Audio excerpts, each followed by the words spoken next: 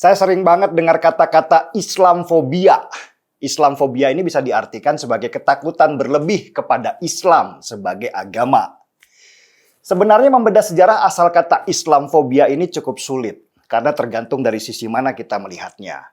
Banyak ahli sejarah mencoba mengorek-orek sejak kapan istilah Islamfobia ini dimulai. Ada yang bilang sejak zaman Nabi Muhammad mulai menyebarkan ajarannya. Ada juga yang bilang sejak masa perang salib di Eropa dan banyak lagi. Sebenarnya nggak penting juga ya membedah sejarahnya. Karena ketakutan itu selalu bermula dari ketidaktahuan. Kalau kita nggak tahu, biasanya kita mulai dari takut. Ketika kita tidak tahu rupa dari hantu misalnya. Ketakutan itu datang karena imajinasi kita sendiri di sebuah ruang gelap. Padahal kalau misalnya kita sering ketemu dengan hantu, pernah berdialog dengannya, pastilah sudah nggak takut lagi. Bahkan bisa saja akhirnya kita tahu kalau hantu itu lebih takut ketemu kita daripada kita yang ketemu hantu. Sama-sama takut, sama-sama penakut, dan sama-sama nggak sadar kalau saling menakuti. Jadi awal mulanya dari ketidaktahuan, tidak mengenal.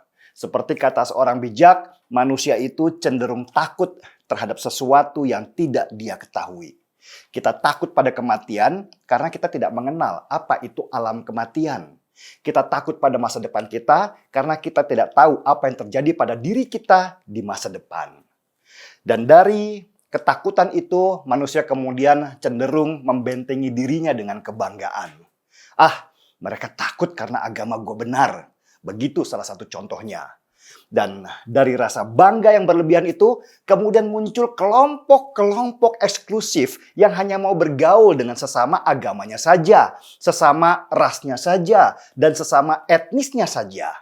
Dia merasa nyaman dengan orang-orang yang sejenis dengan dia, sehingga tidak mau bergaul dengan orang yang berbeda dengan jenisnya dia.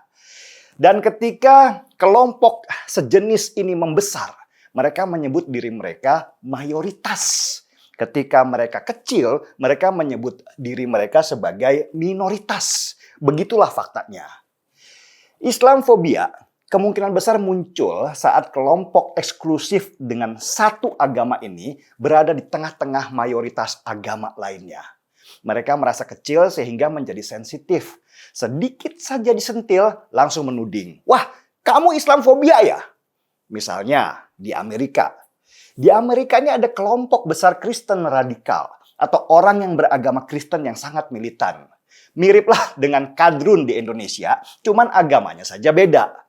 Mereka menganggap semua agama selain mereka adalah musuh.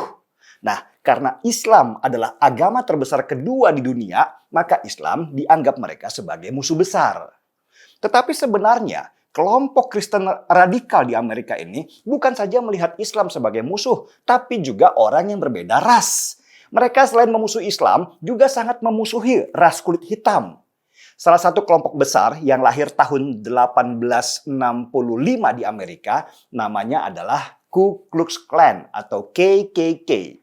Mereka memusuhi semuanya yang berbeda dengan mereka. Beda agama, beda ras.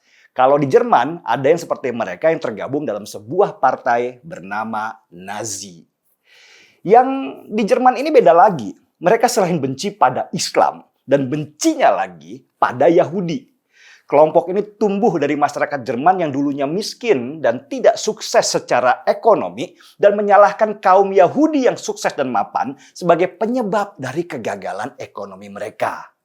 Situasi yang sama terjadi di Indonesia ketika sebagian kelompok yang menyatakan diri mereka sebagai pribumi menyalahkan segala kegagalan mereka terhadap etnis Cina. Nah, dari benturan-benturan perbedaan inilah muncul istilah mayoritas dan minoritas. Yang mayoritas merasa berkuasa sehingga arogan, yang minoritas merasa rentan sehingga selalu merasa terzolimi. Kelompok eksklusif berbenturan dengan kelompok eksklusif lainnya sehingga terjadilah gesekan-gesekan. Di Amerika dan Eropa sendiri ada sih yang mirip-mirip dengan konsep Islamfobia, yaitu antisemit. Antisemit atau antisemistik adalah istilah dari kaum eksklusif lain yang beragama atau ras Yahudi yang selalu merasa dizolimi. Mereka memakai kata antisemit itu sejak mereka habis saat Perang Dunia II, di mana kelompok Yahudi jadi sasarannya Hitler. Sampai sekarang di Amerika, ketika ada yang sukses, selalu diberi cap, dia Yahudi. Nah, si Yahudi kemudian membalas, dasar lu antisemit. Begitu terus polanya. Dan ini mungkin akan berlangsung terus sampai dunia kiamat. Jadi istilah Islamfobia itu kemungkinan muncul karena ada rasa ketakutan kelompok kecil beragama Islam di negara barat yang ditekan oleh mayoritas. Tambah parah ketika ada peristiwa 9/11 atau peristiwa menara World Trade Center yang ditabrak oleh pesawat, di mana dikabarkan para teroris yang membom menara itu beragama Islam. Lalu muncullah tuduhan-tuduhan bahwa semua yang beragama Islam adalah pelaku teror. Sedangkan yang beragama Islam merasa bahwa di barat tumbuh paham anti-Islam atau Islamfobia. Jadi seperti lingkaran setan dan gak akan selesai tudingan-tudingan itu kalau manusia masih melabeli dirinya atas nama agama, atas nama etnis, dan atas nama ras. Dan dari tudingan-tudingan itu bermutasi menjadi kebencian. Dan dari kebencian muncullah perang yang mengatasnamakan agama, etnis, dan ras. Bayangkan ya, dari ketidaktahuan akhirnya menjadi kebencian. Dan kebencian itu bahkan diciptakan oleh mereka yang memanfaatkan situasi untuk keuntungan mereka pribadi. Sebagai contoh, Perang Suriah selalu dipropagandakan perang Sunni melawan Syiah.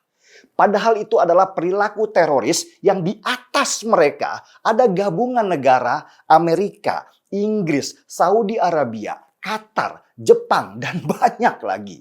Coba lihat, apa sih agamanya negara-negara itu? Multi agama.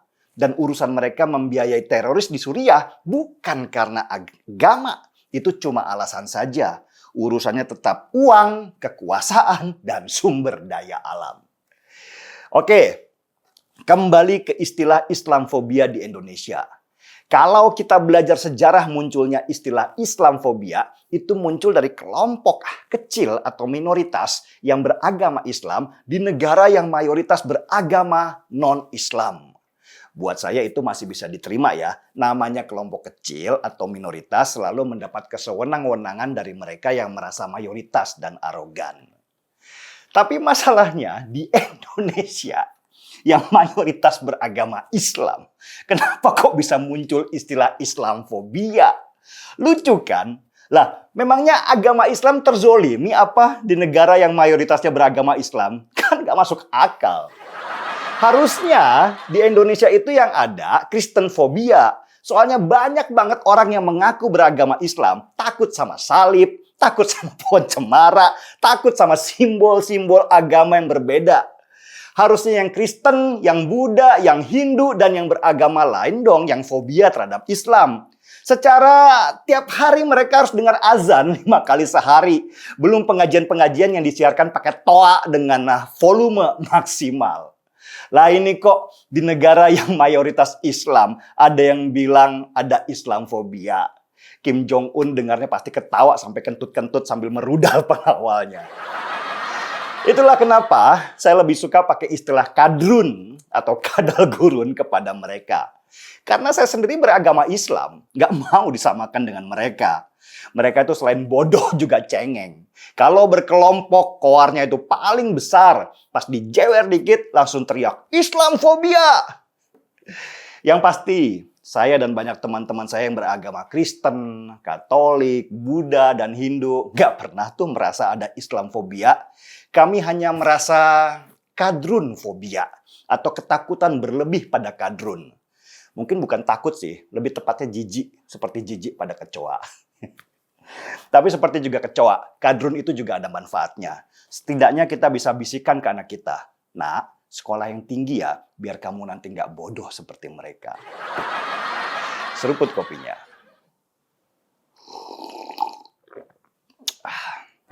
Marki Drun. Mari kita jangan seperti kadrun. Saya Denny Siregar. Kita di acara Timeline.